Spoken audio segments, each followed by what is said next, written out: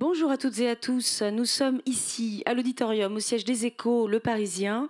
Merci à toutes celles et ceux qui sont parmi nous dans cet auditorium pour cette journée dédiée à la souveraineté technologique. Et c'est avec Thierry App que je voudrais commencer cette journée. Comment vas-tu Thierry? Très bien, merci Marion. C'est la deuxième édition pour l'Observatoire NetExplo qui a impulsé cette initiative de finalement revenir sur des enjeux souverains. On en parle beaucoup depuis notamment la crise du Covid, c'était déjà un peu le cas.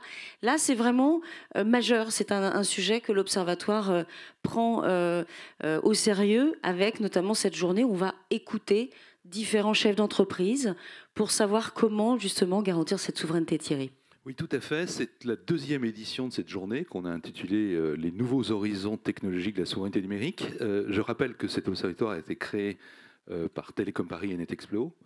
Je souhaite vraiment le dire parce que c'est une idée de mon ami Nicolas Glady, qui est le directeur de Télécom Paris, qui avait vu de façon, je dirais, assez intéressante, avant même qu'on ne parle de souveraineté, qui est un sujet aujourd'hui majeur. Vous avez d'ailleurs pu noter que notre ministre de l'économie et des finances s'appelle ministre de l'économie et des finances de la souveraineté industrielle, de la souveraineté numérique, ce qui vient totalement cautionner cette vision de l'importance de la technologie et de la souveraineté numérique dans notre société et en géopolitique en général. Alors cette journée, elle va nous permettre de réunir probablement parmi les plus intéressants points de vue, à la fois, comme tu le citais Marion, de chefs d'entreprise, de CEO et de dirigeants qui sont en charge de ces sujets liés à la technologie, mais aussi aux applications, dans tous les domaines, d'experts, de start-up, de chercheurs, d'académiques. Et c'est ce qui fait la richesse de cet environnement et de cette journée avec laquelle on va pouvoir partager avec vous probablement des horizons très intéressants dans le contexte actuel, comme tu le situais, post-pandémique, mais également de la guerre en Ukraine. Exactement. Alors on est ensemble et en direct sur tous les canaux des partenaires, notamment Télécom Paris, mais évidemment NetExplo aussi, en direct jusqu'à 17h. Et parlons juste un tout petit peu avant d'accueillir Nicolas Glady de Télécom Paris qui va introduire cette journée, du contenu, de ce qu'on va écouter, de ce qu'on va entendre. On va parler évidemment de ces technologies de rupture, Thierry. Tout à fait. Donc, chaque année, l'Observatoire travaille sur une étude annuelle. La première étude de l'année dernière avait mis en évidence le fait qu'il y avait une contradiction entre le concept de souveraineté tel qu'il est perçu dans l'opinion publique générale, comme on peut le voir dans notre société, qui est plutôt une vision protectionniste de notre économie, de nos technologies d'approche, et puis la vision des grandes entreprises, bien évidemment des startups et du monde de la recherche et de l'académique, qui est une ouverture sur le monde parce que les alliances sont absolument essentielles.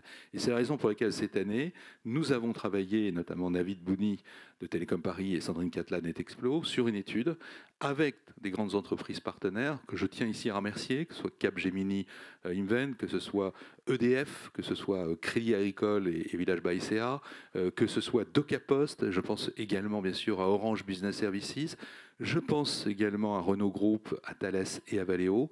Toutes ces entreprises se sont prêtées au jeu et ont travaillé avec nous et vont prendre la parole pendant cette journée pour exprimer leur vision à travers leurs directeurs généraux, mais aussi de leurs équipes qui dirigent de façon opérationnelle tous ces travaux qui confinent à cette souveraineté numérique qui est aussi stratégique aujourd'hui dans notre société. Évidemment, alors on va tout de suite démarrer. On entendra en fin de journée un petit mot, Thierry Breton, pardon, commissaire au marché européen, au marché Breton intérieur. qui nous a fait l'amitié de nous donner une interview qui ne sera pas en direct parce qu'il était aujourd'hui même en situation d'intervenir, mais il nous a fait une interview avec Dominique Seux des Échos spécifique pour conclure cette journée. Vous verrez que ça donne une bonne vision stratégique et que l'Europe a un rôle à jouer qui sera absolument essentiel. Alors, on va démarrer cette journée. On se retrouve tout à l'heure, évidemment. Merci Thierry d'avoir introduit cette journée dédiée à la souveraineté numérique, impactée évidemment par les technologies. On va démarrer tout de suite avec Nicolas Glady de Télécom Paris et qui va évidemment me rejoindre sur cette scène. Merci Thierry, à tout de suite. Bonjour Nicolas Glady. Bonjour. Bienvenue à vous. Vous êtes, Thierry le disait, associé à cette initiative de cette journée dédiée à la souveraineté. Juste avant que vous démarriez, je vous laisse évidemment le micro et cette scène. Que vous inspire le mot souveraineté, Nicolas ? Eh bien, c'est un enjeu majeur aujourd'hui. Et comme l'a très bien dit Thierry, hein, avec tout ce qui se passe aujourd'hui, on voit que si on veut que nos industries, nos entreprises et même nos pays se redonnent les moyens d'être maîtres de leur destin, eh bien, il faut absolument trouver les clés de cette souveraineté technologique et numérique.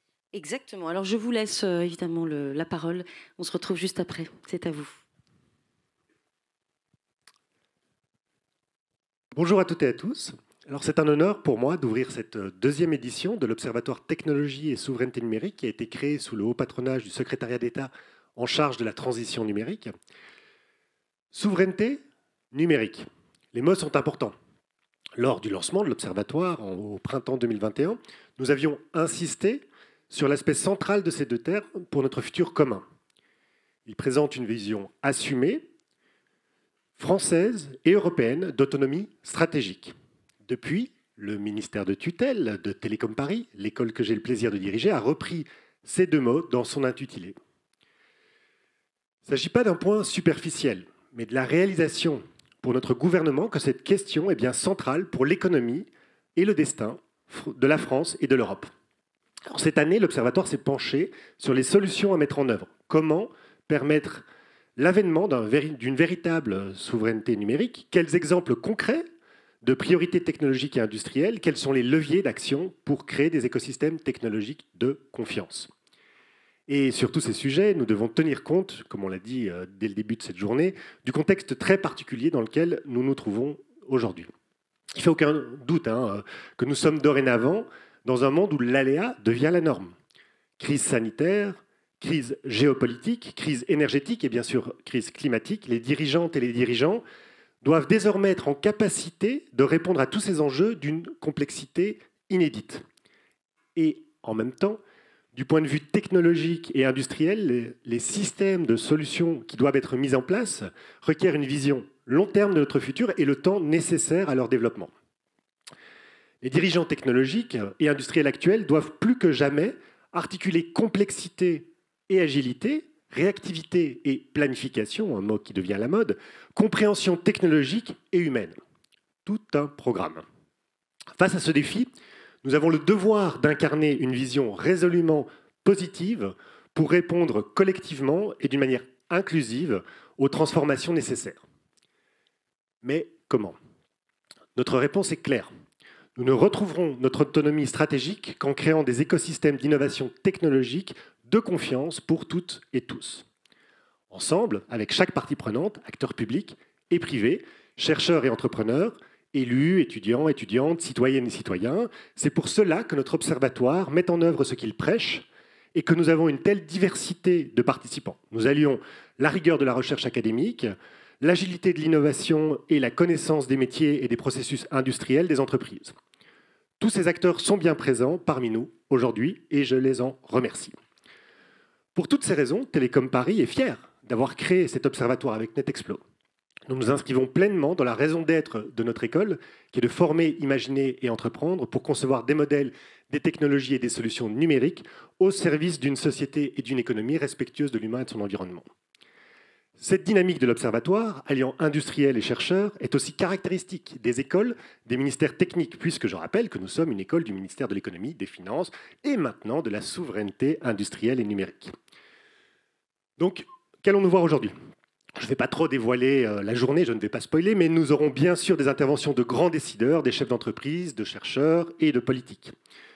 Ce que je peux déjà dire, c'est qu'à nouveau, la question des talents sera clé. Comment attirer, valoriser et garder ceux et celles qui feront la technologie de demain? C'est bien une question très importante aussi cette année. Mais cette année, cependant, puisque nous nous concentrerons sur les leviers d'action, nous nous pencherons aussi sur la manière dont les différents acteurs doivent agir pour créer et renforcer ces fameux écosystèmes technologiques. Quelle technologie, justement? IA, 5G et 6G, maintenant. Quantique, on le sait, ce sera sur ces terrains que se jouera la bataille de la compétitivité française et européenne. Comment offrir un environnement dynamique sur ces sujets qui attire, stimule, donne envie pour recruter et retenir les talents? C'est là le nerf de la guerre. Alors on sait qu'en France, on souffre particulièrement de la fameuse fuite des cerveaux. Et le premier levier pour endiguer le brain drain, c'est d'offrir des environnements propices au développement des solutions technologiques de demain. des solutions qui pourront être confrontées aux besoins de la société pour passer à l'échelle, je vais y revenir, c'est très important, et être industrialisées. Chercheurs, créateurs, entrepreneurs, tous sont en quête d'un environnement propice à la créativité et à la liberté. Nous devons créer cet environnement, cet espace, ce marché, où tous s'inspirent, où tous et toutes se tirent vers le haut. Cela implique d'avoir des financements suffisants. Il ne s'agit pas seulement d'attirer les talents avec des salaires mirobolants, mais surtout de les assurer qu'ils auront les moyens, 1, de chercher, 2, de créer, 3, de développer, et 4, enfin, et très important, d'industrialiser. Nous devons cultiver des écosystèmes d'innovation d'envergure, des marchés compétitifs susceptibles de concurrencer les principaux pôles de la tech mondiale. Alors on a des exemples de succès récents. À Télécom Paris, on est très fiers d'avoir accompagné dans notre incubateur la 25e licorne française, Exotech, qui est surtout la première licorne industrielle. C'est une entreprise spécialisée dans la robotique pour la logistique, et c'est donc pas la énième marketplace.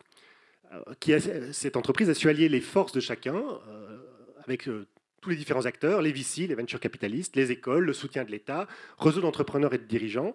Et il faut qu'on comprenne que, comme l'objectif est global, la solution ne sera que collective. Alors, pour illustrer mon propos, je pourrais, comme je l'ai fait l'année dernière, me tourner vers l'étranger. On l'a tous vu, par exemple, l'exemple de BioNTech. Il ne faut pas penser que ce qui a été vrai pour le secteur aujourd'hui très emblématique des vaccins n'est pas aussi vrai pour le numérique. Je vais en prendre un seul exemple. L'exemple de Celonis, à nouveau allemand, première décacorne dans notre pays voisin, qui s'intéresse à l'optimisation de la chaîne logistique grâce à l'IA. Et alors, à nouveau, un succès qui est expliqué grâce à l'alliance des académiques et des industriels, une logique, comme je l'avais dit l'année dernière, où les Allemands sont particulièrement performants. Une logique à répliquer, puisque la trajectoire de développement de cette entreprise, valorisée aujourd'hui donc plus de 10 milliards, est passée par la TUM, l'Université technique de Munich, et que leurs premiers clients étaient des petites entreprises un peu connues en Allemagne comme Siemens et SAP. Enfin, à l'heure des plans de relance et du renouveau européen, et pas seulement, il faut le dire, pour des raisons internes, j'aimerais souligner aussi l'importance du rôle de l'État. Ce n'est qu'en renforçant l'alliance entre la force, alors si j'étais taquin, je dirais le poids, du public et la vigueur de l'innovation du privé que nous pourrons trouver des solutions à la hauteur des enjeux. L'évolution récente, par exemple, des règles de passation des marchés publics est à saluer. Désormais, les marchés portant sur les services innovants disposent de leur propre seuil de procédure. Alors, ça peut paraître technique, mais c'est très concret. C'est pour faciliter l'accès des administrations et des collectivités à l'innovation, et c'est aussi une manière d'offrir aux startups l'opportunité de commercialiser le fruit de leurs intuitions plus facilement. Parce qu'elles grandissent grâce alors à leur chiffre d'affaires, et pas seulement grâce aux levées de fonds ou aux aides publiques. Et on a vu plusieurs exemples récents qui ont réussi à allier comme ça le meilleur des deux mondes dans cette logique. Mais nous devons maintenant passer à l'échelle. Nous ne sommes plus seulement à l'heure des créations des petites startups, même si elles sont très innovantes, mais il faut désormais vraiment que, et on va l'affirmer beaucoup de fois aujourd'hui, développer de grands écosystèmes technologiques et industriels. Et donc ma conclusion, c'est la suivante. Nous devons passer de la Startup Nation à la, alors je vais le dire en anglais, European Factory, ou ce grand écosystème européen industriel. European Factory, c'est assurer aux chercheurs, aux créateurs, aux entrepreneurs, aux investisseurs qu'ils trouveront en France, ou plus largement en Europe, un espace fertile, où le courage et l'audace seront récompensés. Pour cela, et je vous le dis en tant que dirigeant d'une institution dédiée à la formation de nos jeunes, de ceux et celles qui feront l'économie et la technologie de demain, je m'adresse aussi donc aux décideurs, aux recruteurs qui sont avec nous aujourd'hui, il faut de l'audace, de l'audace, de l'audace. Nos jeunes veulent participer au changement nécessaire. Ils en ont l'énergie et la volonté, mais c'est à nous de leur en donner les moyens. Vous l'aurez compris, le défi de la souveraineté numérique est inextricablement lié à la souveraineté industrielle. Soutenir les startups ne suffit pas, ne suffit plus, pour devenir une grande puissance numérique. Il faut provoquer les bonnes synergies au service de nos valeurs européennes. Faire émerger en tout point du territoire des espaces où l'esprit pionnier domine, où la quête de découverte inspire des équipes plurielles et diverses. Sur ces sujets, la France ne peut lutter seule contre les États-Unis ou la Chine. C'est à l'échelle de l'Europe que nous devons dessiner et mettre en œuvre le sens que nous donnons à la souveraineté numérique, de confiance et ouverte, performante et durable. Nous devons aller vers un numérique humaniste, vers un numérique écologique, pour un numérique souverain. Je vous souhaite de prendre autant de plaisir que l'année dernière à écouter et à prendre part au débat. Et surtout, j'espère que nos échanges vous encourageront à agir avec courage et surtout avec audace. Merci à toutes et à tous.